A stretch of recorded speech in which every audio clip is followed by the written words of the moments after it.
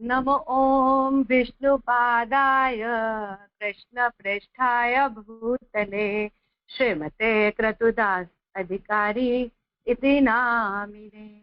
नमो ॐ विष्णुपादाय कृष्णप्रेष्ठाय भूतले श्रीमते भक्तिवेदान्त स्वामिन् इति नामिने। नमस्ते सरस्वती देवे गौरवाणी प्रचारिणे निर्विशेष शून्यवादी पाश्चात्य देश तारिणे।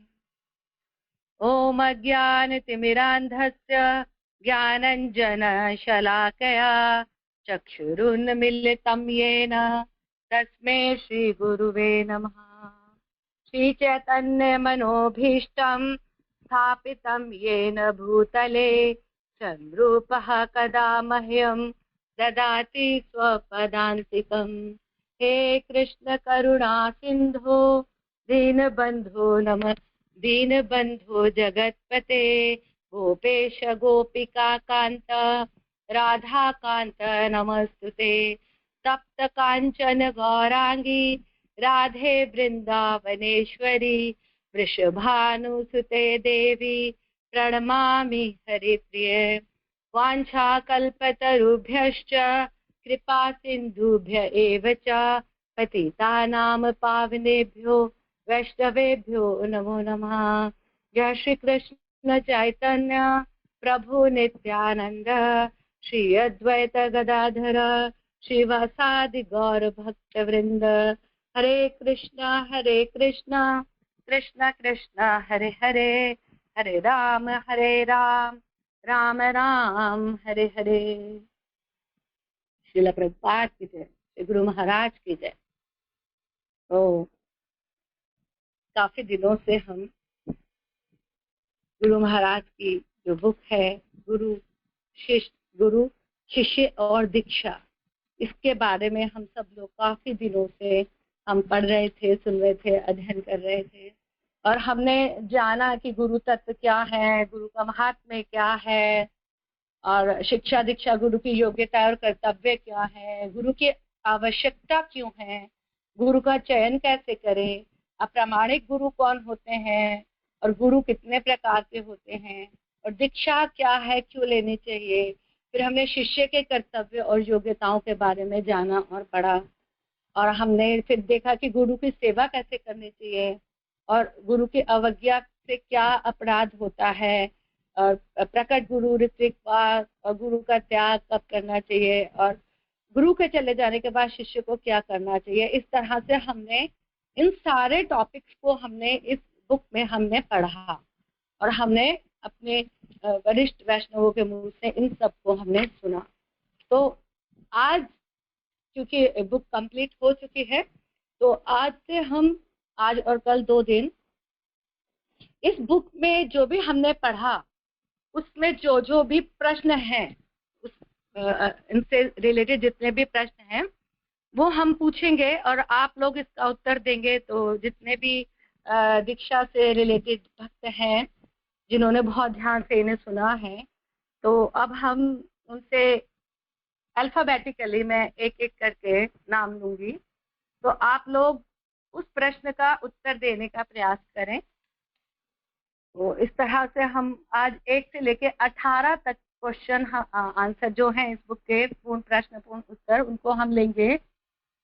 तो आज हम स्टार्ट करते हैं पूर्ण प्रश्न पूर्ण उत्तर के क्वेश्चन नंबर 1 से हम स्टार्ट करते हैं। तो पहला प्रश्न है गुरु कौन है। तो इसका आंसर देना है और मैं नाम लेती हूँ अल्फाबेटिकली। गुरु कौन है इसके बारे में आकांक्षा माता जी बताइएगा कि गुरु कौन है, इसका उत्तर दीजिए।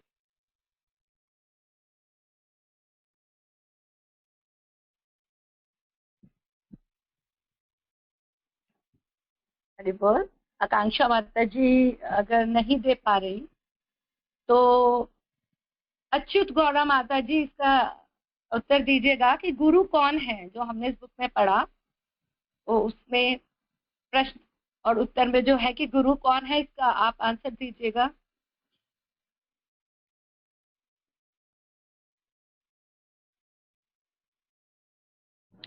हरे कृष्णा माता जी, दंडवत प्रणाम।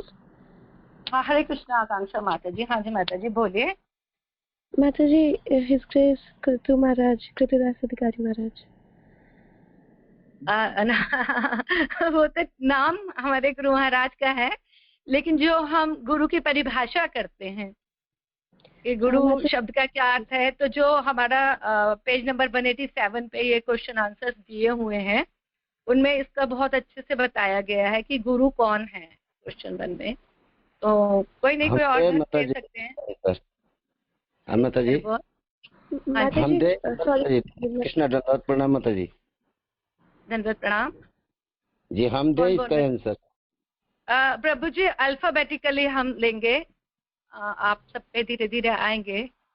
तो आकांक्षा माता जी का हो गया। तो माता जी, गुरु वो है जो हमें अंधकार से, इस भौतिक जगत के अंधकार से जो आध्यात्मिक जगत का प्रकाश है, वो उस प्रकाश की तरफ ले जाते हैं, इस अंधकार से निकाल के प्रकाश की ओर लेके जाते हैं। गु का अर्थ होता है अंधकार और रू का अर्थ होता है प्रकाश की ओर लेके जाना। तो वो मार्गदर्शन करते हैं हमारे माता जी। बहुत बढ़िया। अक्षय प्रभु जी इसका आंसर देना चाहेंगे और इसके बारे में और बताना चाहेंगे? अक्षय प्रभु जी, रिपोर्ट।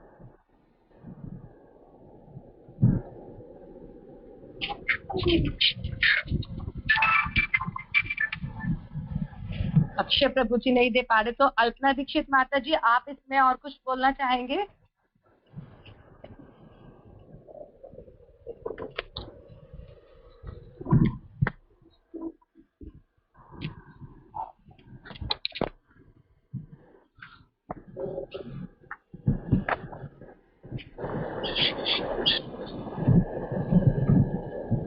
हरे कृष्णा माता जी, दंडवत प्रणाम। हरे कृष्णा, दंडवत प्रणाम। हाँ, हरे कृष्णा माता जी, बताइए। दंडवत प्रणाली माता जी। हाँ माता जी, गुरु शब्द गु और रू शब्द से मिलकर बना है। गु का अर्थ होता है अंधकार और रू का अर्थ होता है प्रकाश।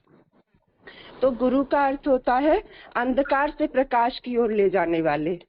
जो हमें इस भौतिक जगत के अंधकार में, माया में पड़े हुए हैं, वो हमें आध्यात्मिक जगत की ओर ले जाने वाले, भगवान कृष्ण के प्रेम की ओर ले जाने वाले, अंधकार से प्रकाश की ओर ले जाने वाले। हरे कृष्णा माता जी, दंडवत प्रणाम। दंडवत प्रणाम। ये अमरनाथ प्रभु जी हैं, वो आगे इसमें कुछ बताना चाहेंगे इस प्रश्न के उत्तर में। अमरनाथ प्रभु जी।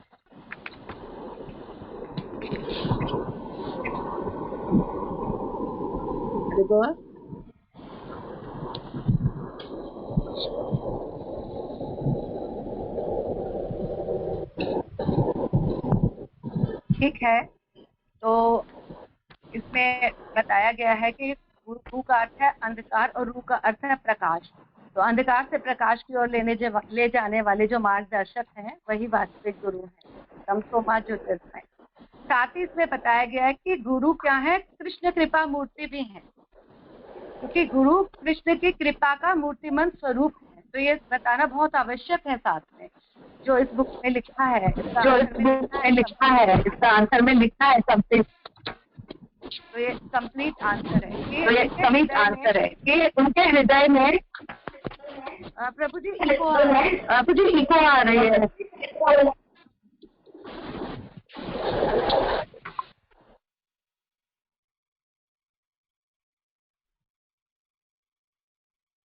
हाँ, तो इसमें लिखा है कि उनके हृदय में, जो गुरु हैं, उनके हृदय में श्री कृष्ण हमेशा सदैव स्फुरित रहते हैं।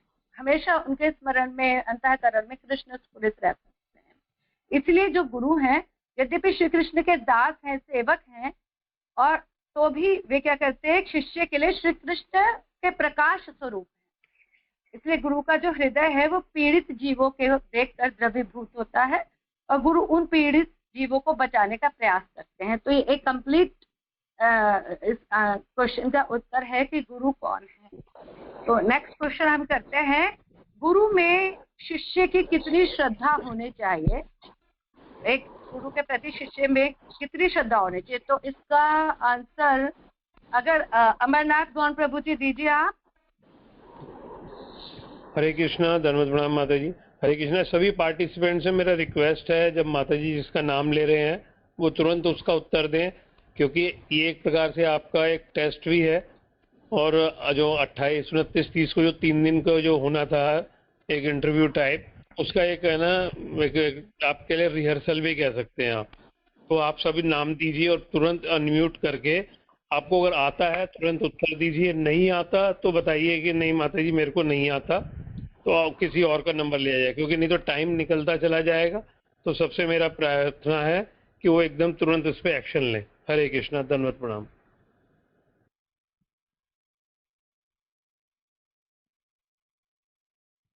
जी, जैसे प्रभु जी ने कहा कि आप सब लोग अलर्ट बैठिए, क्योंकि अल्फाबेटिकली नाम लिए जा रहे हैं, तो आपको पता होना चाहिए आपका नाम नेक्स्ट आ सकता है। तो अगर अमरनाथ प्रभु जी नहीं बता पा रहे तो अनंत भारती जी जो हैं वो बताइए कि गुरु में शिष्य की कितनी श्रद्धा होनी चाहिए। हरे कृष्णा अनंत माता जी। भारती। हरे कृष्णा। हाँ जी माता जी। धन्यवाद प्रणाम माता जी। तो प्रणाम। माता जी, जैसा कि हमने इतने दिनों से सुना है कि गुरु स्वयं कृष्ण के रिप्रेजेंटेटिव हैं और हमें हमेशा उनको कृष्णा जी के इक्वल देखना चाहिए। तो हमारी श्रद्धा बिल्कुल जैसे हमारी भगवान में है वैसे ही गुरु में होनी चाहिए, क्योंकि एकमात्र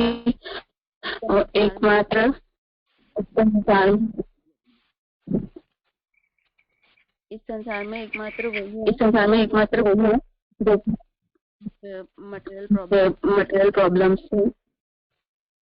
इसलिए उनकी जैसे श्रद्धा होनी चाहिए। ठीक है माता जी। आप अपने आप को म्यूट कीजिएगा। तो ये बिल्कुल सही कहा कि गुरु में अटूट जो ना टूटे और अप्रतिहता यानी बिना रुकावट के जो लगातार चलते रहते, ऐसी श्रद्धा होनी चाहिए। क्योंकि शिष्य द्वारा गुरु को अपना एकमात्र हितैषी जानकर अपना संपूर्ण जीवन गुरु के श्री चरणों में अर्पित कर देना चाहिए। इतनी श्रद्धा गुरु में, शिष्य में गुरु के प्रति होनी चाहिए। बिल्कुल ठीक है। नेक्स्ट क्वेश्चन है, क्या गुरु मुक्त जीव होने चाहिए? क्या गुरु मुक्त जीव होने चाहिए? इसका उत्तर जो इस बुक में है उसको आप अनिल तायल जी आप बताइए, क्या गुरु मुक्त जीव होने चाहिए?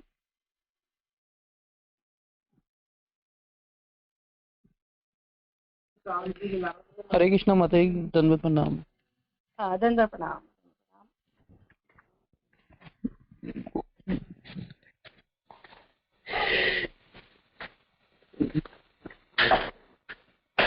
गुरु का हमें भगवान की तरह ही पूरा चयन करना चाहिए। जैसे गुरु भगवान का हम पूरा शरीर लेके आशीर्वाद लेते हैं, ऐसे गुरु का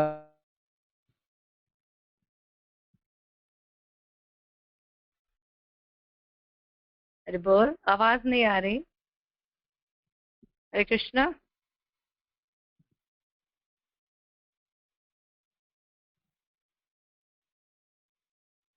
ठीक है। अनीता माता जी आप बताइए। अनिल तायल प्रभु जी की तो आवाज नहीं आ रही है। अनीता माता जी आप बताइए। हरे कृष्णा माता जी। हरे कृष्णा। ये इसमें हम कहते हैं कि आपने जैसे पूछा है कि क्या गुरु मुक्त जीव होने चाहिए, तो इसमें एक एग्जाम्पल देके प्रभुपाद जी का बताया गया है। जैसे कि दोनों जैसे बंधे हों अगर एक पेड़ से, तो फिर किसी भी गुरु किसी पेड़ से बंधे हों तो वो शिष्य को बंधमुक्त कर सकते हैं। इस प्रकार एक बद्ध जीव जो होता है वो उसका कल्याण नहीं कर सकते हैं। अतः बद्ध जीव के कल्याण के लिए श्री गुरु को मुक्त होना चाहिए, तभी वो मतलब कल्याण कर सकते हैं उन्हें गुरु और शिष्य के बीच में। ऐसा माता जी। हरे कृष्णा। हाँ बिल्कुल ठीक माता जी। और आप सब लोगों से ये आशा की जाती है कि आप लोगों के पास ये बुक होनी चाहिए। जितने भी लोग दीक्षा ले रहे हैं और इतने दिन से जो हम इस बुक के से पढ़ रहे हैं और बता रहे हैं, सुना रहे हैं, तो ये बुक सबके पास होनी चाहिए। क्योंकि बहुत कम लोग जो बुक में आंसर है उसको दे पा रहे हैं। इससे पता चलता है कि आप लोगों के पास ये बुक नहीं है अवेलेबल। तो आप लोगों को दीक्षा ले रहे हैं तो ये बुक सबके पास होनी चाहिए, ताकि आपके जो आंसर है वो बुक के हिसाब से आए। तो बिल्कुल ठीक कहा आपने माता जी कि शिल प्रभुपाद जी बहुत अच्छा उदाहरण देते हैं कि गुरु और शिष्य अगर दोनों ही पेड़ से बंधे होंगे तो एक दूसरे को मुक्त नहीं कर सकते, वो गुरु मुक्त नहीं कर सकते। तो गुरु को भी मुक्त होना पड़ेगा, तभी वो शिष्य को खोल पाएंगे। तो ये बहुत अच्छा उदाहरण है कि गुरु को सदैव मुक्त होना चाहिए, तभी वह शिष्य का कल्याण कर सकता है। और इसके लिए कहा जाता है कि केवल कृष्ण या उनके प्रामाणिक प्रतिनिधि गुरु जो हैं, जो 4 वैष्णव परंपराओं से संबंधित गुरु हैं, वे ही बद्ध जीव को छुड़ा सकते हैं, इस बंधन से छुड़ा सकते हैं। क्योंकि जैसे कि हम गीता में भी देखते हैं, हमने पढ़ा है, सुना है कि जो भगवान विष्णु हैं वे मायापति हैं, माया उनके अधीन है। तो वे और उनके प्रामाणिक भक्तगण, उनके वैष्णव, उनके गुरु जो है, वही बद्ध जीव को छुड़ा सकते हैं इस माया के चंगुल से। ठीक है, तो नेक्स्ट है हमारा नेक्स्ट क्वेश्चन है, गुरु की क्या योग्यताएं हैं? गुरु की क्या योग्यताएं हैं, इसके बारे में अनुष्का लोधी माता जी बताइए, गुरु की क्या योग्यताएं हैं?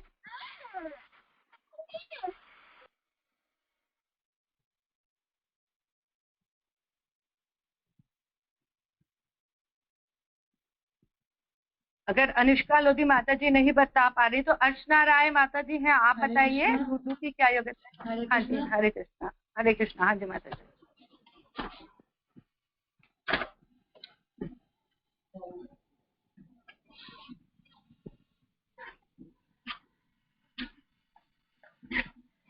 हरे कृष्णा। हाँ जी माता जी, कोई 1-2 कुछ भी बता दीजिए जो भी आपको पता हो। गुरु वैष्णव परम संप्रदाय से होना चाहिए। और वो श्री कृष्ण का शुद्ध भक्त होने चाहिए, और वो निर्लोभी, निष्कामी, निस्वार्थी, ये सब होने चाहिए। हरे कृष्णा, धन्यवाद, प्रणाम। बहुत बढ़िया, अच्छा, बहुत सही बताया माता जी कि मेन, वैसे तो गुरु के अनंत योग्यताएं हैं जो इस बुक में बताई हैं, बहुत बहुत ही ज्यादा गुरु के बारे में बताया गया है।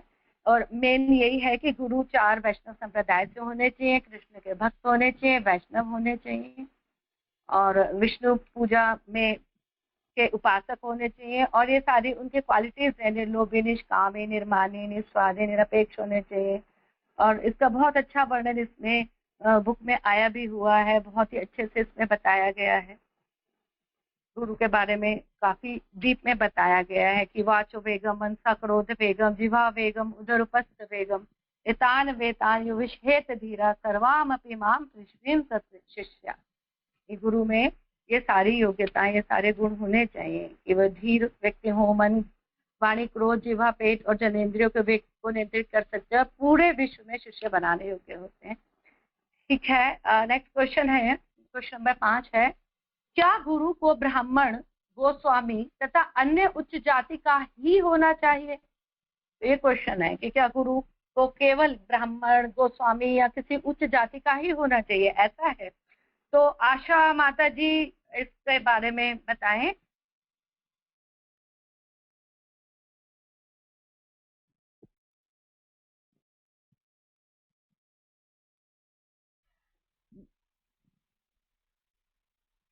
हरे कृष्ण माता जी। हरे कृष्णा। हरे कृष्णा। हाँ जी माता जी। गुरु ब्राह्मण ऐसा कुछ भी नहीं है, हमारे गुरु जो है वैष्णव भक्त होने चाहिए और कृष्ण भक्त होने चाहिए, चाहे वो किसी भी जाति के हो, किसी भी, और हमारे गुरु योग्य होने चाहिए। बिल्कुल ठीक माता जी, बोला भी गया कि बा विप्र किबा न्यासी शूद्र कहने नए, जय कृष्ण तत्ववेता से गुरु है ना। गुरु केवल वही व्यक्ति हो सकता है जो कृष्ण का शुद्ध भक्त है, श्री कृष्ण को तत्व से जानने वाला है, चाहे वो ब्राह्मण है, चाहे सन्यासी है, चाहे गृहस्थ है, चाहे शूद्र है। और इस बुक में इसका बहुत अच्छा उत्तर दिया है कि श्री जीव गोस्वामी पाद कहते हैं कि सहस्त्रों ब्राह्मणों की अपेक्षा एक याज्ञिक ब्राह्मण श्रेष्ठ है। और समस्त याज्ञिक ब्राह्मण होते हैं जो यज्ञ करने वाले ब्राह्मण होते हैं, उनकी अपेक्षा एक शास्त्रज्ञ ब्राह्मण श्रेष्ठ है, जैसे शास्त्रों का ज्ञान है। और सर्व वेदांत शास्त्रविद कोटि कोटि ब्राह्मणों की अपेक्षा एक विष्णु भक्त ब्राह्मण श्रेष्ठ है। और 1000 विष्णु भक्त ब्राह्मणों से की अपेक्षा एक अनन्य विष्णु भक्त श्रेष्ठ है। अनन्य विष्णु भक्त यानी विष्णु के अलावा किसी और की पूजा नहीं करते, जो सिर्फ कृष्ण की करते हैं। तो इस तरह से अनन्य विष्णु भक्त चाहे किसी भी जाति का हो वो गुरु बनने के योग्य है। तो अभी नेक्स्ट हम अल्फाबेट बी से लेंगे।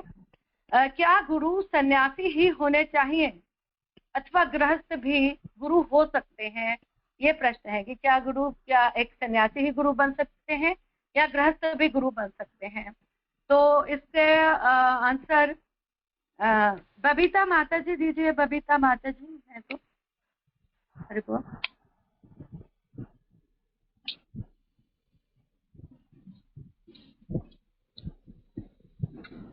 ओहो म्यूट अनम्यूट कर रखा है। हरे कृष्णा माता जी। हाँ जी हरे कृष्णा। हाँ जी माता जी, क्वेश्चन एक बार और कीजिए। क्वेश्चन है क्या गुरु जो है वो सन्यासी ही होने चाहिए या गृहस्थ भी गुरु हो सकते हैं?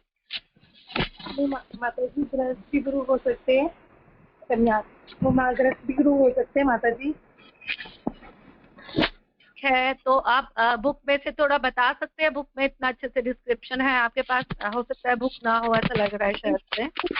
तो है हमारे पास। हाँ तो थोड़ा सा बुक में से एक आध पैरा में से कुछ बताइए इस बारे में क्या लिखा है। हाँ माता जी, गृहस्थ में हम गुरु गृहस्थ होकर भी सारी चीजें मुझे पता रहती है कि कैसे हम कैसे कर सकते हैं सारी चीजें, क्योंकि सन्यासी को इतना वो नहीं होता माता जी, मैं जरूर खुल के नहीं बता पा रही हूँ। चलो ठीक है कोई नहीं। नेक्स्ट बिमला देवी जी आप बताइए, आप बता सकते हैं इस बारे में, काफी अच्छे से लिखा हुआ है इसके आंसर में।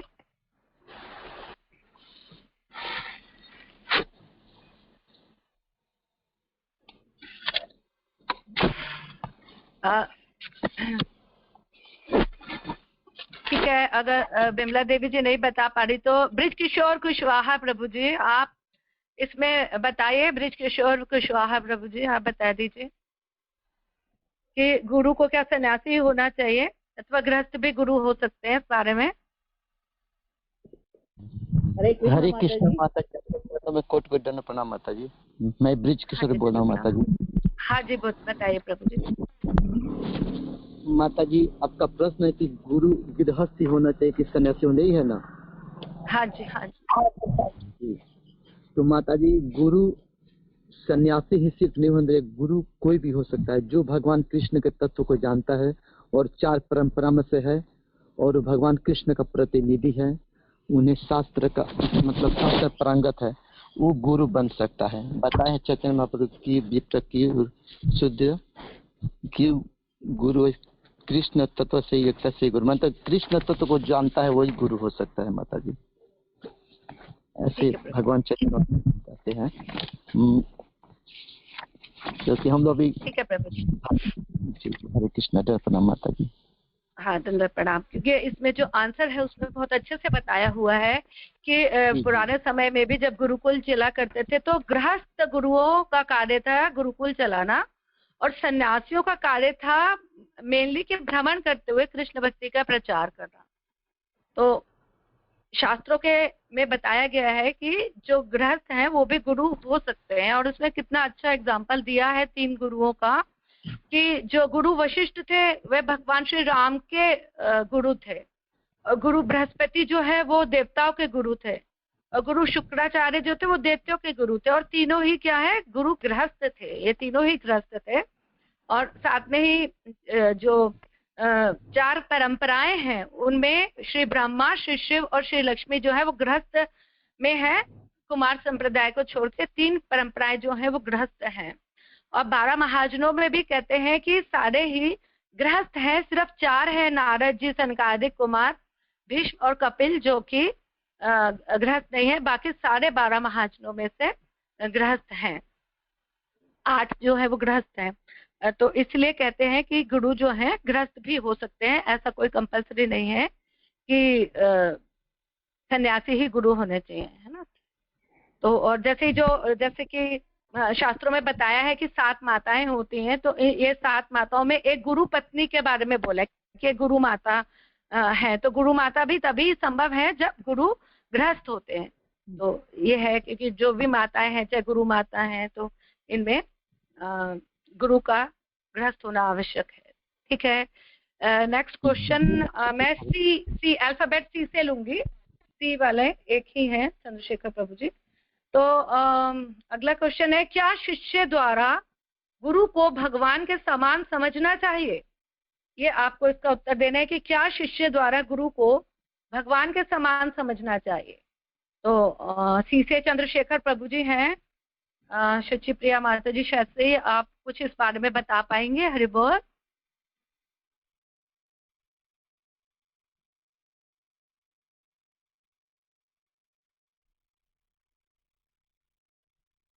ठीक है, ऐसा करते हैं, डी से लेते हैं फिर।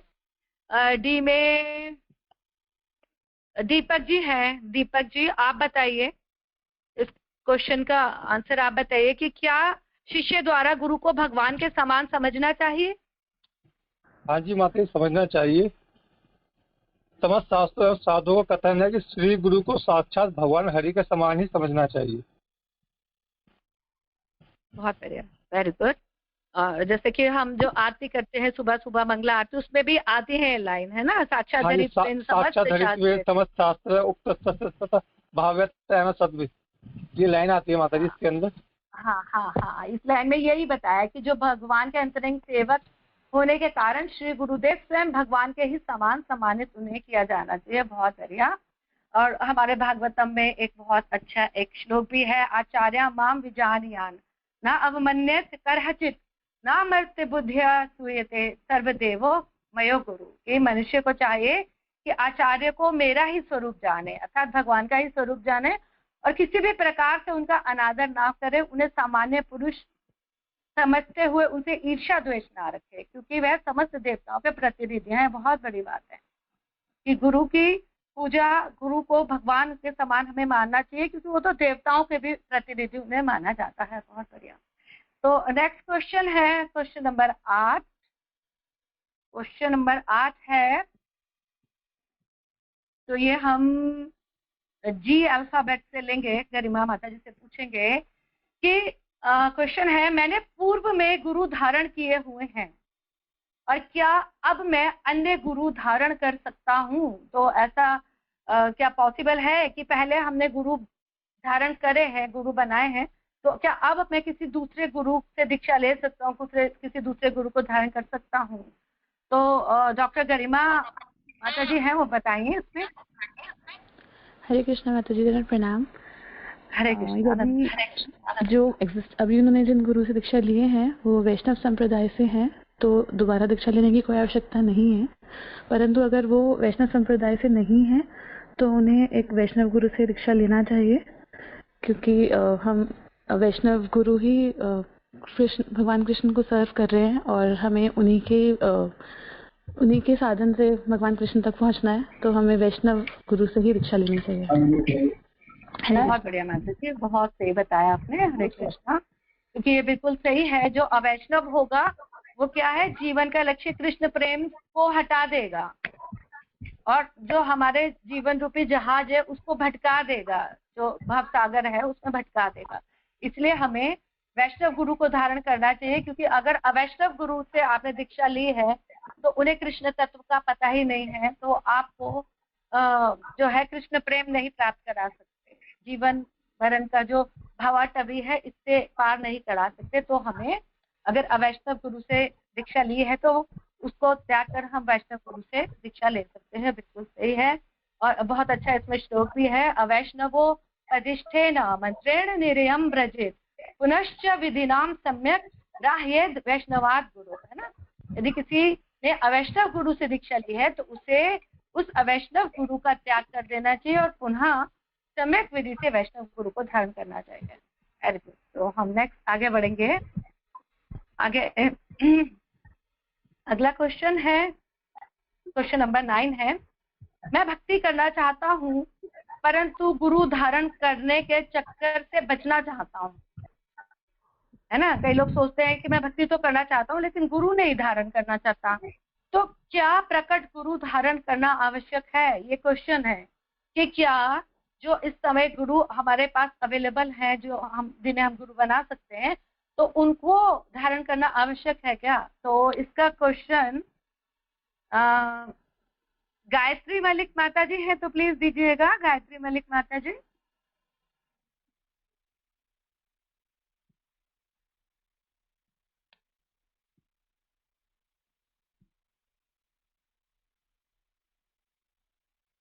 है, अगर गायत्री मलिक माता जी नहीं बोल रहे तो अल्फाबेट एच पे चलते हैं। इसमें हर्ष भाटिया जी हैं, हर्ष भाटिया जी। हर्ष भाटिया जी, आप बताएंगे कि क्या प्रकट गुरु धारण करना आवश्यक है? हरे कृष्णा माता किताब नहीं, लेकिन मैं बता रही हूँ, हमें प्रकट गुरु को भी धारण करना चाहिए, ताकि हम जिससे जब हम चाहें तो कुछ सवाल पूछ सकें और हम अपने जो डाउट्स हैं उनको क्लियर कर सकें। तो हमें प्रकट गुरु को ही करना चाहिए। बिल्कुल ठीक माता जी, बहुत सही बताया आपने, क्योंकि इसमें बहुत अच्छा एग्जाम्पल के साथ समझाया है कि अगर मैं डॉक्टर बनना चाहता हूँ तो डॉक्टर बनने के लिए मुझे किसी स्कूल कॉलेज में जाना ही पड़ेगा। घर बैठ के डॉक्टर नहीं बन सकते। चाहे आपके माता पिता डॉक्टर भी हैं तो भी आपको स्टार्टिंग से ABCD पढ़ते हुए आपको डॉक्टर की पढ़ाई करनी पड़ेगी, तभी आपको एक अनुभव प्राप्त होता है डॉक्टर का। नहीं तो आप क्या करेंगे, गलत उपचार करेंगे और बिना डिग्री के आपने उपचार किया तो हो सकता है रोगी की मृत्यु हो जाए और उसके कारण आपको कोई जुर्माना, कैद या मृत्यु दंड भी मिल सकता है। इसीलिए इसमें बताया गया है कि ऐसे ही स्पिरिचुअल जो आध्यात्मिक मार्ग है, जो पथ है, उसमें भी हमें गुरु की आवश्यकता होती है, क्योंकि गुरु भी हमें स्टेप बाय स्टेप, है ना, एक एक सीढ़ी पे हमें आगे, एक एक स्तर पे हमें आगे बढ़ाते जाते हैं। तो गुरु जो है वो अनुभवी होते हैं, शिष्य वत्सल होते हैं, अलौकिक ज्ञान से युक्त होते हैं, तो उन्हें पता है कि किस शिष्य की क्या योग्यता है और उसे किस तरह से भक्ति और प्रेम के मार्ग में आगे प्रशस्त करना है। तो इसी तरह से जैसे भौतिक ज्ञान में हमें स्कूल कॉलेज जाना जरूरी है, ऐसे ही गुरु का होना हमारे जीवन में बहुत आवश्यक है, क्योंकि मन जो है उसमें कई संशय आते हैं, कई डाउट्स आते हैं। तो गुरु अगर हमारे सामने हैं तो हम अपने उन डाउट्स को गुरु से क्लियर कर सकते हैं, उनसे पूछ सकते हैं, ताकि हम दोबारा भटक ना जाए। क्योंकि कहते हैं बिना गुरु के आप भक्ति में सिद्धि प्राप्त नहीं कर सकते, कृष्ण प्रेम प्राप्त नहीं कर सकते। चाहे आप कितना ही शास्त्रों का अध्ययन कर ले, चाहे आप कितना ही नाम जप कर ले, चाहे आप कितनी ही धाम यात्राएं कर ले, कितनी ही साधन भक्ति कर ले, गुरु का होना बहुत आवश्यक है। इसमें एक बहुत अच्छा एग्जाम्पल भी देते हैं ना, कि अगर आप अपनी साधना भक्ति के बल पर भगवत धाम नहीं भी जा पाएंगे तो श्रील प्रभुपाद कहते हैं कि जो गुरु हैं वो आपको बैकडोर एंट्री दे देंगे। आपको गोलोक में बैकडोर से, आप जब आपके शरीर छूटेगा तो आपको बैकडोर से ले आएंगे। इतनी बड़ी अप्रोच चलती है, जैसे भौतिक जगत में अप्रोच चलती है, तो आध्यात्मिक जगत में भी गुरु की कृपा से आप वापस आ जाएंगे। इसीलिए गुरु धारण करना बहुत आवश्यक है। हम सोच ही नहीं सकते कि बिना गुरु कृपा के हमें कृष्ण प्रेम मिलेगा और बिना कृष्ण प्रेम के हमें भगवान का धाम मिलेगा, कुछ भी मिलेगा। तो गुरु का धारण करना भक्ति में बहुत आवश्यक है। बिना गुरु ज्ञान नहीं हो सकता। कृपा गुरु के माध्यम से ही आती है, चाहे वो भगवान की कृपा के लिए गुरु की कृपा होना बहुत आवश्यक है।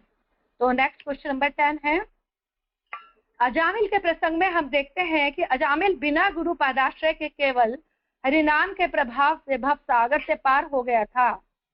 तो क्या हमें गुरु वास्तव में अत्यावश्यक है? क्या गुरु मतलब ये क्वेश्चन हम कर सकते हैं ना कि अजामिल भी तो बिना गुरु के भव सागर से पार हुआ, तो क्या हमें गुरु वास्तव में आवश्यक है धारण करने? तो इसका आंसर हम आई शब्द में, आई में लेते हैं। ये इशिता देवी दासी हैं, वो आप बता सकते हैं इस क्वेश्चन का आंसर, क्वेश्चन नंबर 10, कि अजामिल के प्रसंग के अनुसार क्या हमें गुरु धारण करने चाहिए?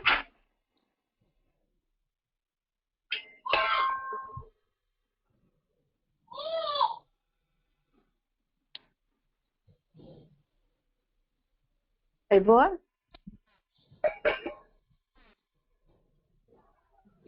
इशिता माता जी, आपकी आवाज नहीं आ रही। हाँ जी, हरे कृष्ण। माता जी मेरा नाम आरती है माता जी, मैं बोल दूं आंसर इसका?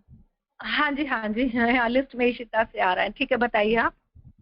सॉरी माता जी, मैं लेट हो गई थी थोड़ी। हरे कृष्ण माता जी, धन्यवाद प्रणाम। जो मनुष्य सारा जीवन इंद्रिय तृप्ति में निमग्न रहते हैं, गुरु पदाश्रय और भगवान श्री कृष्ण की प्रेमा भक्ति के विषय में नहीं जानते, यदि वे नाम अपराध से बचे हुए नामाभ्यास के सतत पर हरि नाम देते हैं तो उनका संसार में क्षय हो जाता है। ऐसा ही अजामिल के साथ हुआ। परंतु मनुष्य को यह ज्ञात होना चाहिए कि मानव जन्म का लक्ष्य श्री कृष्ण जी का शुद्ध प्रेम प्राप्त करना है और भव सागर से पार जाना है। भव सागर को पार करना श्री कृष्ण के शुद्ध प्रेम को पाना ही एक लाभ है।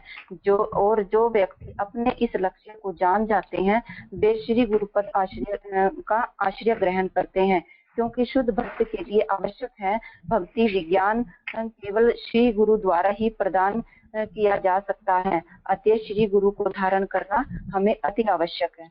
हरे कृष्ण माता जी, धन्यवाद प्रणाम। हरे कृष्णा। हाँ जी, तो यहाँ यही बताया कि अजामिल नामाभास के कारण भव सागर से पार हुआ।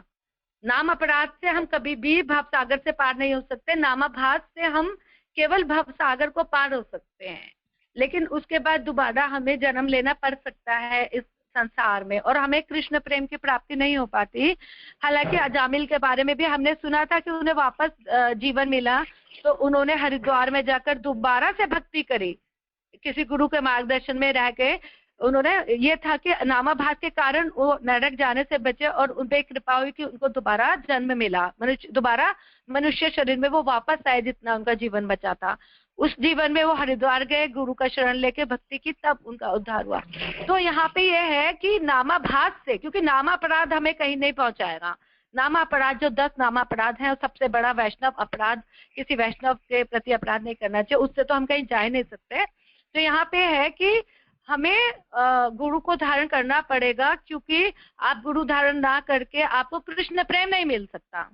कृष्ण प्रेम प्राप्ति केवल गुरु के कारण होती है, और जैसे ही आपको कृष्ण प्रेम प्राप्ति होती है तो आपका भव सागर पार करना तो जैसे साइड बाय साइड हो जाता है। जैसे कहते हैं ना, हम प्रसाद पाते हैं तो अपने आप ही तुष्टि पुष्टि सब हो जाती है। तो इस तरह से है कि गुरु धारण करना आवश्यक है, उनका पदाश्रय लेना आवश्यक है, क्योंकि वही शुद्ध भक्ति के ज्ञान को जानते हैं और इस तरह से वो हमें शुद्ध प्रेम देते हैं जिससे हम भगवान के धाम जा सके। नेक्स्ट क्वेश्चन है, हम अपने आध्यात्मिक गुरु को किस प्रकार प्रसन्न कर सकते हैं, कि किस तरह से आध्यात्मिक गुरु को प्रसन्न किया जा सकता है। क्वेश्चन नंबर 11 है और हम इसको पूछते हैं जय नारायण शर्मा जी, आप बता सकते हैं कि हम अपने आध्यात्मिक गुरु को किस तरह प्रसन्न कर सकते हैं।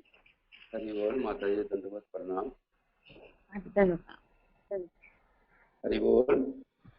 हाँ जी, बोलिए प्रभु जी, बोलिए। जी जी, गुरु को बिल्कुल प्रसन्न कर सकते हैं, लेकिन गुरु तो ये प्रसन्न होंगे जब हम दीनहीन भाव से उनकी शरण लगेंगे और उनकी भगवान कृष्ण की तरह ही पूजा करेंगे और उनसे प्रेम करेंगे, उनकी सेवा करेंगे, उनकी आज्ञा का पालन करेंगे और उनके बिल्कुल शरण रहेंगे। उसके अलावा और कोई मार्ग नहीं दिखेगा हमें, और पूर्ण रूप से गुरु के शरण रहेंगे और उनके हर प्रकार से जैसे वो आज्ञा करेंगे सेवा की, उस सेवा को हम पूरी लगन तत्परता से करेंगे तो जरूरी हो पाएगा ऐसा। हरे कृष्ण। हरे कृष्णा जी, बिल्कुल ठीक बताया। जैसा कि एक श्लोक भी है गीता में, तद्विद्धि प्रणिपातेन परिप्रश्नेन सेव्या उपदेक्ष्यन्ति ते ज्ञानम ज्ञानिनः तत्वदर्शिनः। तो यहाँ पे बताया गया कि हमें बहुत विनम्रता के साथ, है ना, और सौम्य शिष्य बनना चाहिए। और चैतन्य महाप्रभु ने बताया भी है कि बहुत दीनहीन तृणादपि सुनिचन तरोरपि सहिष्णुना अमान्य नवादिन की सदारी। तो जब हम ऐसे हो जाएंगे तब हम गुरु को प्रसन्न कर सकते हैं। हमें अपनी मान की इच्छा नहीं रखनी, सदैव नाम का स्मरण करना है और अपने आप को मार्ग में पड़े तृण से भी तुच्छ समझना है और दूसरों को मान देना है। ऐसा भाव जब हमें आएगा तो हम गुरु को प्रसन्न कर सकते हैं। नेक्स्ट क्वेश्चन है, आज के समय में धोखाधड़ी की इतनी घटनाओं के बाद हम एक सच्चे गुरु को कैसे पहचान सकते हैं? जो धोखाधड़ी, कई गुरु है जो धोखा देते हैं, तो हम सच्चे गुरु को कैसे पहचान सकते हैं? इसके बारे में के अल्फाबेट पे आते हैं। कामिनी भवनानी माता जी, आप बताइए कि आज के समय में धोखाधड़ी की इन घटनाओं के बाद हम सच्चे गुरु को कैसे पहचान सकते हैं?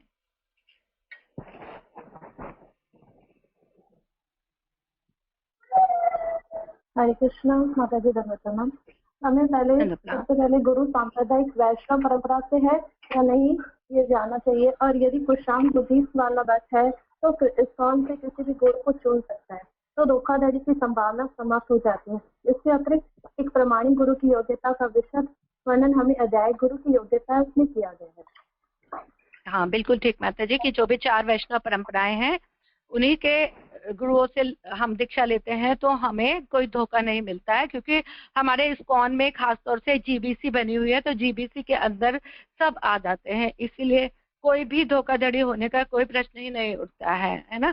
तो बिल्कुल सही कहा। और नेक्स्ट क्वेश्चन है 13 क्वेश्चन है, कृष्ण स्वयं जगत गुरु है, तो फिर मैं किसी को अपना गुरु ना बनाकर क्यों ना कृष्ण को ही गुरु बना लूं, है ना। कई लोग ऐसा भी सोचते हैं कि कृष्ण ही जगत गुरु हैं, तो मैं उन्हीं को गुरु बनाऊं, क्यों किसी और को गुरु बनाऊं। तो ये क्वेश्चन है कि इसका आंसर कंचन माता जी आप दे सकते हैं इसका आंसर, कि कृष्ण स्वयं जगत गुरु हैं, तो फिर मैं किसी और को अपना गुरु ना बनाकर कृष्ण को ही गुरु क्यों ना बना लूं। कंचन माता जी, अरे बोल।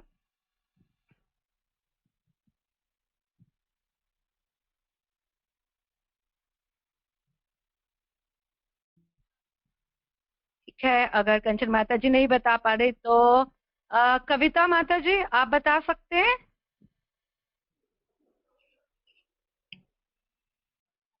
हरे कृष्णा। हरे कृष्णा। हरे कृष्णा माता जी। हाँ जी, हरे कृष्णा, बताइए माता जी। कृष्ण स्वयं कहते हैं कि मैं अपने भक्तों का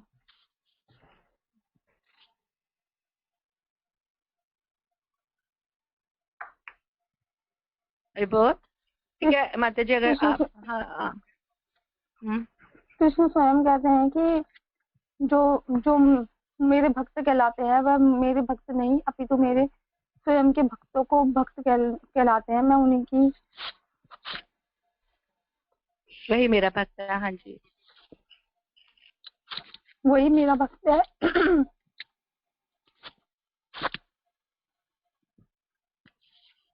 और जो अपितु वह मेरे स्वयं को अपने भक्त कहलाते हैं वो मेरे भक्त नहीं है। उन्होंने भगवत गीता में भी यही कहा है कि गुरु उन्हीं को धारण करिए जो मेरे बहुत वैष्णव भक्त हैं, और वो प्रगट भक्त हैं जो इस संसार में जो आपको उपदेश देंगे और बताएंगे सही रास्ता चलने, और आपका हाथ पकड़ के भगवत धाम ले जाएंगे। बिल्कुल ठीक, आप उन्हीं को अपना गुरु धारण कीजिए। ठीक है माता जी, थैंक यू। ये बिल्कुल सही है कि भगवान कहते हैं गोपीर पद कमले और दासानुदास, कि जो मेरे दासों का दास है वह मुझे अत्यंत प्रिय है। तो भगवान यही कहते हैं कि जो मेरे सेवक की शरण में है वही मेरा भक्त है, क्योंकि भगवान क्या है, परोक्ष रूप से प्रकट नहीं है, बिल्कुल सामने प्रकट नहीं है। तो भक्ति में भी जो डाउट्स हैं उनको क्लियर करने के लिए और कृष्ण प्रेम प्राप्ति के लिए हमें ऐसे व्यक्ति के पास जाना चाहिए जिसके पास वो चीज है, जिसके पास वो प्रेम है, तो वो हमें वो विधि तरीका साधन बताएंगे, तभी हमें भगवान का प्रेम प्राप्त होगा ना, है ना। भगवान कहते हैं ना, मेरा भक्त वही कहलाता है जो डायरेक्ट मेरा भक्त नहीं अपितु मेरे भक्त के भक्त का भक्त है। इसीलिए जो गुरु वैष्णव परंपरा है, परंपरा से आना, जैसे कृष्ण गीता में कहते हैं एवं परंपरा प्राप्ति में की परंपरा के द्वारा आप मुझे प्राप्त कर सकते हैं, कृष्ण को जान सकते हैं। ठीक है, क्वेश्चन 14 है, क्या हम गुरु को चुनते हैं? क्या हम गुरु को चुनते हैं अथवा गुरु हमें दिन जानकर हम पर कृपा करने के लिए हमें चुनते हैं? तो ये हमें बताना पड़ेगा कि क्या हम गुरु को चुनते हैं, गुरु हमें दिन जानकर हमें कृपा करते हैं। तो इसके लिए हम किरण माता जी आप बताइएगा, किरण माता जी इस क्वेश्चन के बारे में। Question number 14। हरे कृष्ण माता जी। हाँ जी, हरे कृष्ण। माता जी वैसे तो मेरी आज फर्स्ट क्लास है, क्योंकि मुझे तो इस क्लास के बारे में पता ही नहीं था, लेकिन मैं अपनी बुद्धि के अनुसार जवाब देना चाहूंगी। पता नहीं वो कितना सही और कितना गलत है। वैसे गुरु को हम नहीं चुनते, हम उस स्टेज पे नहीं होते कि हम गुरु को चुन सकें, वो हमको दीन जान के हम पे कृपा करते हैं। ठीक है माता जी। नेक्स्ट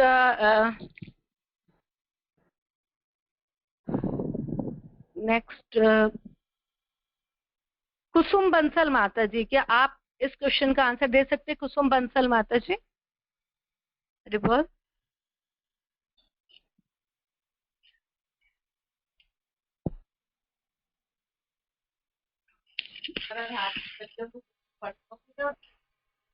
ठीक है। ये ललन यादव जी हैं। ललन यादव जी, आप बता सकते हैं इस क्वेश्चन का आंसर कि क्या हम गुरु को चुनते हैं, गुरु हमें दीन जानकर चुनते हैं? ललन यादव जी।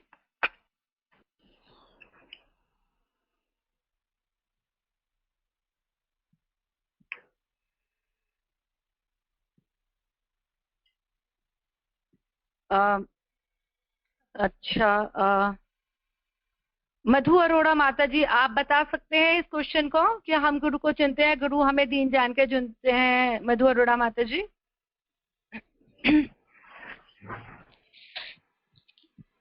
माता जी मैं बताऊं? कौन बोल रहे हैं? माता जी मैं शिवा। हाँ जी, चलिए आप बताइए।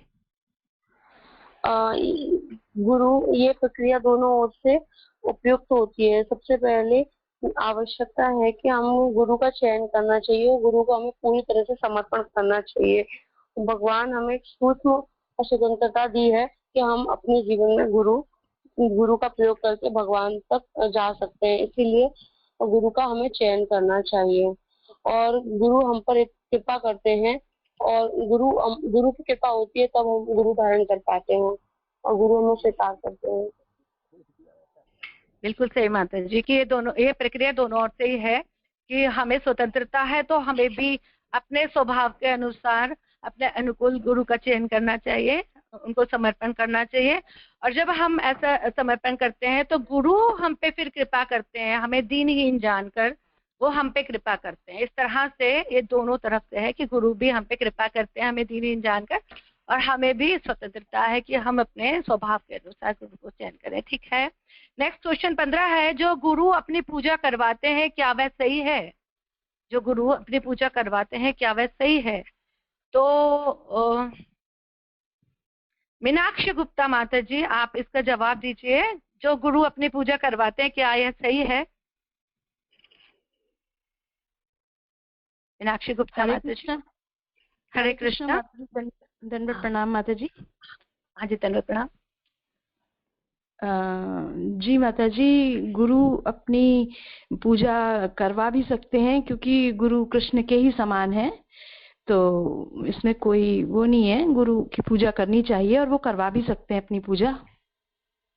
हरे कृष्णा माता जी, दंडवत प्रणाम। हाँ बिल्कुल ठीक, बिल्कुल ठीक कि शिष्य का भाव होता है कि गुरु की पूजा करे, क्योंकि गुरु की पूजा जो है, गुरु की पूजा से समस्त आचार्य, गुरु, वैष्णव परंपरा और भगवान तक वो पूजा जाती है। तभी हम व्यास पूजा में गुरु को की पूजा करते हैं। सब शिष्यों को अवसर मिलता है व्यास पूजा में गुरु का अभिषेक करने का, चरणाभिषेक करने का, पूजा करने का, क्योंकि उस समय गुरु की पूजा के माध्यम से ही पूरी परंपरा, वैष्णव परंपरा और गुरु परंपरा और कृष्ण तक वो जाते हैं। हालांकि गुरु जो है वो ये नहीं चाहते कि शिष्य उनकी पूजा करे, लेकिन शिष्य को गुरु में भगवत बुद्धि करके उनकी पूजा करनी चाहिए। जैसे कि पहले भी हमने बोला था, आचार्य माम विजानीयात् न अवमन्यते करहिचित् न मर्त्य बुद्धिया श्रूयते सर्वदेव गुरु में। बहुत बढ़िया। नेक्स्ट क्वेश्चन 16 है। क्वेश्चन 16 है, तो शिष्य की योग्यताएं हैं, कोई भी बता सकते थोड़े थोड़े पॉइंट।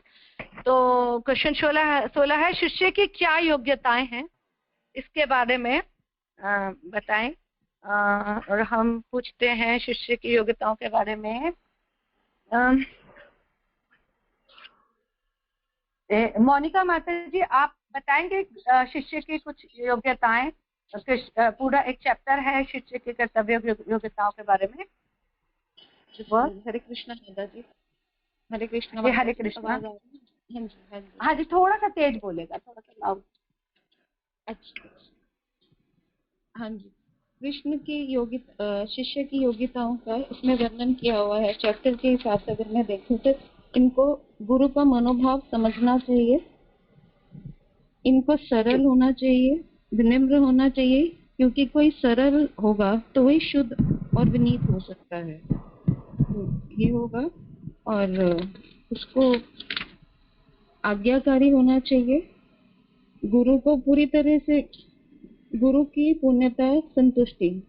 शिष्य का कर्तव्य है कि गुरु की प्रसन्नता के लिए कुछ कार्य, कुछ उत्तरदायित्व स्वीकार करे। उसमें कोई भी व्यक्ति भक्ति में सफलता प्राप्त कर सकता है यदि उसमें द्वंद्वत्व ना हो। ये भी बताया गया है कि मनुष्य को स्पष्टता, वक्ता तथा उदार विचार वाला होना चाहिए। ऐसे माता जी इसमें अनेक हैं। कृतज्ञता होना चाहिए। एक प्रामाणिक शिष्य गुरु के प्रति सदैव कृतज्ञता का भाव रखता है। इस कृतज्ञता से भक्ति एवं विनम्रता का जन्म होता है। ठीक है, मैं तो बस पॉइंट्स बता दीजिए, उसको जस्ट ऐड करना है। आप पॉइंट्स बता दीजिए जो बताने में से आपने ऑलमोस्ट बता दिए सारे। इसमें काफी सारे पॉइंट्स हैं, लेकिन जो सबसे मेन योग्यता है एक शिष्य की, वो है तद्विधि प्रणिपातन परिप्रश्नेन सेव्य उपदेक्षन्ति ते ज्ञानम ज्ञानेन तत्वदर्शिना।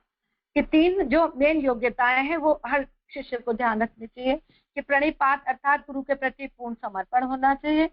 अन्य शब्दों में मन, वाणी और शरीर से हम जो भी करें वो हम उसका फल गुरु को दें। परिप्रश्न अर्थात विनम्रता से किसी भी प्रकार की चुनौती भाव से गुरु से आध्यात्मिक जिज्ञासा नहीं करनी, विनम्रता से करने चाहिए। और तीसरा है सेवा अर्थात गुरु की वाणी और वपु सेवा। 3 योग्यताएं तो बहुत मेन है। बाकी इस चैप्टर में बहुत सारी वो दी हुई है। कृतज्ञ होना चाहिए, ये सारी चीजें करके बहुत सारा दिया है। तो बिल्कुल सही बात है कि गुरु से श्रवण करना चाहिए, सब है। ठीक है, नेक्स्ट क्वेश्चन है क्वेश्चन नंबर 17। थैंक यू माता जी। कि गुरु और भगवान में क्या संबंध है? गुरु और भगवान में क्या संबंध है? इसके लिए हम पूछते हैं, एनाल्फाबेट में आ जाते हैं। नील सागर जी हैं, नील सागर प्रभु जी, आप बताइए गुरु और भगवान में क्या संबंध है?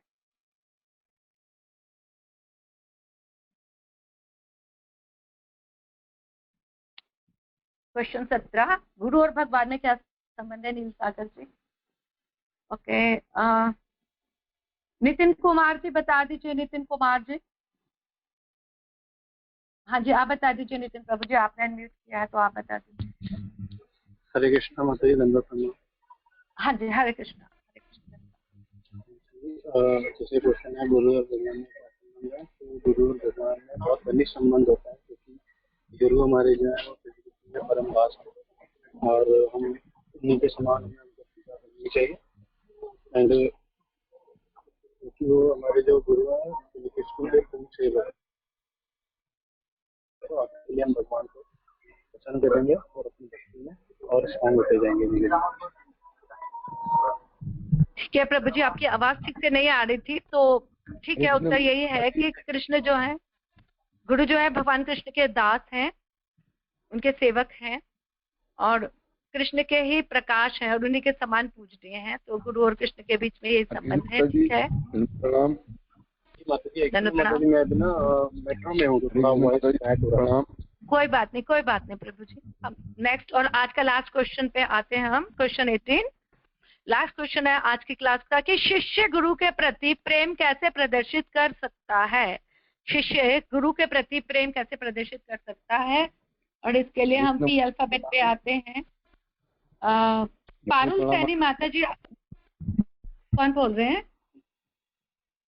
पारुल सैनी माता जी, आप बताएंगे? हाँ जी, धन्यवाद प्रणाम। हरे कृष्णा। एम आई ऑडिबल माता जी? हाँ जी आप ऑडिबल हैं। आवाज आ रही है माता जी मेरी? हाँ जी आ रही। हाँ जी माता। शिष्य गुरु के इंस्ट्रक्शंस को एज इट इज फॉलो करके अपना प्रेम प्रदर्शित कर सकता है। उसके अलावा प्रभुपाद जी से भी एक क्वेश्चन ऐसे ही पूछा था, तो उन्होंने बताया था कि गुरु के प्रति प्रेम का अर्थ है, अब आपने दीक्षा ले ली है तो आपने वचन दिया है उनको 16 माला और 4 नियम एज इट इज फॉलो करने का, तो आपको लाइफ लॉन्ग आपने कमिटमेंट करी है। तो अगर आप उनकी इंस्ट्रक्शन का और उनका अपना प्रॉमिस दिया हुआ एज इट इज फॉलो करते हो तो दैट इज लव, वही प्रेम है। बिल्कुल सही माता जी, बहुत सही बताया आपने, बहुत बढ़िया। तो यही है कि गुरु को हम प्रसन्न कर सकते हैं, जो हमने उनको वचन दिए हैं उसका पालन करें। तो 16 माला 4 नियमों का पालन करने से ही गुरु प्रसन्न हो जाते हैं। तो हमें दृढ़ रहना चाहिए अपने, और इस तरह से हम प्रेम प्रदर्शित कर सकते हैं। तो आज का कोई बात नहीं मेघा माता जी, आपसे कल जो क्वेश्चन आंसर करेंगे उनसे मेरी विनती है कि मेघा माता जी से आप क्वेश्चन जरूर पूछिएगा। कल एक क्लास है जिनकी नंद गोपी माता जी की, वो मेघा माता जी से आप क्वेश्चन जरूर पूछिएगा। आज रह गया तो, क्योंकि हम एकदम से सबका नाम ले नहीं सकते थे, 18 क्वेश्चन थे। तो आप आज की क्लास में अगर किसी को कुछ पूछना है उसके बाद में क्लास नित्य भागवत सेवा शुरू होगी। हरे कृष्णा, धन्य प्रणाम। हरे कृष्णा माता जी, धन्यवाद प्रणाम। जी माता जी, मेरा नाम नहीं है क्या? कोई बात नहीं, सब एक एक का हम ले नहीं सकते थे, हर अल्फाबेट से हमने कोशिश की जितना हम एक एक से पूछ पाए। तो जिसको भी इच्छा है वो कल नंद गोपी माता जी आप लोगों से क्वेश्चन पूछेंगे आगे के, है ना? तो और किसी को कुछ क्वेश्चन पूछना है? हरे कृष्णा माता जी, दंडवत प्रणाम। हाँ जी, दंडवत प्रणाम। माता जी बस मैं एक दो शब्दों में थोड़ा सा बता दूं, मेरे को भी बहुत लोग बहुत देर देख रहे हैं, मेरा नंबर आएगा, एक बार में बस 2 अक्षर में बता दे रही हूँ, ठीक है? हरे कृष्णा माता जी। माता जी हमें गुरु के प्रति बहुत मतलब श्रद्धा से और एकाग्रता के साथ हमें गुरु के सारी बातों को मानना चाहिए। हमें 4 नियमों का पालन करना चाहिए। और जब हम गुरु को अपने सारी शरणागति, हम गुरु के प्रति शरणागत हो जाते हैं तो हमें गुरु खुद प्रसन्न हो जाते हैं। जब गुरु प्रसन्न हो जाते हैं तो भगवान भी प्रसन्न हो जाते हैं। तो हमें अगर गुरु कृष्ण की भक्ति पानी है तो हमें गुरु को जरूर उनकी गुरु की जरूर सेवा करनी चाहिए। हमें बपू सेवा, बाणी सेवा जरूर करनी चाहिए, उनके सब आदेशों का पालन करना चाहिए। और यही है सब कुछ कि हमें गुरु एक कैप्टन की तरह, जहाज के कैप्टन की तरह हमें भौतिक संसार से निकालते हैं और हमें कृष्ण भगवत धाम तक पहुंचाते हैं। हरे कृष्णा। बिल्कुल सही बात है, आपके बहुत अच्छे भाव हैं, गुरु के प्रति आपके अंदर बहुत भाव है। और जितने भी दीक्षा ले रहे हैं उन सबका ही गुरु के प्रति ऐसा ही श्रद्धा से भाव है, प्रेम पूर्ण भाव है। तो और कोई ऐसा कुछ क्वेश्चन आप पूछना चाहते हैं और कुछ ऐसा तो बताइए, नहीं तो फिर नेक्स्ट क्लास का टाइम हो गया है तो वो शुरू होगा, 1 मिनट रह गया है। तो किसी को कुछ पूछना है तो ठीक है, नहीं तो हम नेक्स्ट क्लास के लिए रुकेंगे। हरे कृष्णा माता जी, धन्यवाद प्रणाम। हाँ जी, हरे कृष्णा, धन्यवाद माता जी, धन्यवाद प्रणाम। माता जी जैसे बहुत लोग का नाम नहीं बोला गया तो क्या एक चार्ट जारी हो सकता है जिसमें ये पता चले मतलब किसकी दीक्षा होने वाली? हरे कृष्णा, हरे कृष्णा। सभी डिवोटीज को दंडवत प्रणाम। ऐसा नहीं है अगर आपका नाम नहीं लिया गया तो आप ग्रुप में नहीं है, आप ग्रुप में हैं, लेकिन क्योंकि जैसे माता ने बताया 18 क्वेश्चन ही लेने थे तो 18 क्वेश्चन वो लिए गए, रैंडमली लिए गए अल्फाबेटिकली। तो कल हो सकता है आपका नंबर कल आए। और इसको सब एक प्रकार से मैंने आपको पहले ही बताया था कि रिहर्सल के लिए लीजिए, क्योंकि 3 दिन आने वाले टाइम में आपका ये ऐसे ही इंटरव्यू टाइप एक होगा जो अभी आपको बता दिया जाएगा। इसके अतिरिक्त जैसे आप सभी को मालूम है 2 तारीख को गुरु महाराज की हमारे व्यास पूजा होनी है। तो जो आ सकते हैं वो इस्कॉन नोएडा के अंदर ही होगी। सुबह 8 बजे से कार्यक्रम शुरू होगा और शाम को 6 बजे तक चलेगा। तो पूरे दिन प्रसादम की व्यवस्था भी रहेगी। तो जो इच्छुक लोग या जो लगता है जो इसको आ सकते हैं तो जरूर वहां पे पहुंचे। हरे कृष्णा, धन्यवाद प्रणाम सभी। ठीक है प्रभु जी, हरे कृष्णा, धन्यवाद प्रणाम। तो आज की क्लास को हम यही आज की क्लास तो कहाँ जाए थे? कहाँ जाए थे? हरे कृष्णा।